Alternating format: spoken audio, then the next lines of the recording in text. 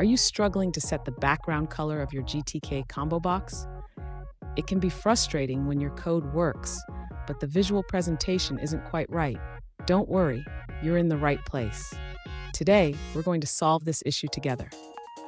I totally get it. You want your combo box to look perfect, just like in the example you shared. It's annoying when there's unwanted white space, right? You're definitely not alone in this struggle.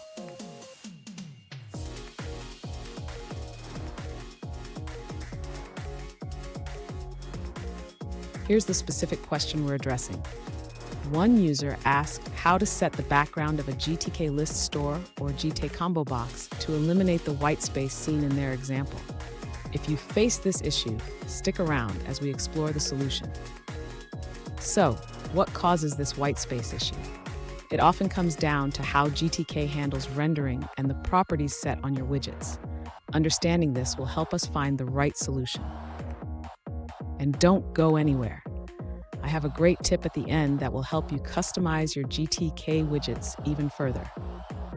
To eliminate the white space in the GTK combo box, the user should first ensure that the background color is set for the entire combo box.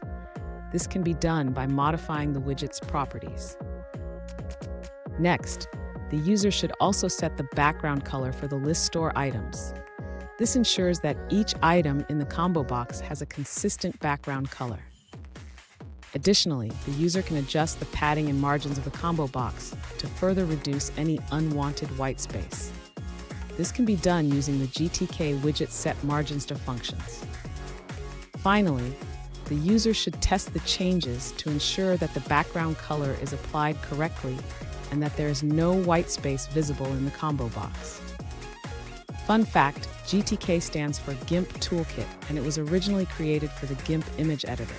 Now it's widely used for creating graphical user interfaces in Linux applications.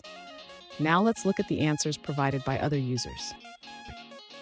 An alternative approach shared by another user involves using CSS to customize the background of the GTK combo box.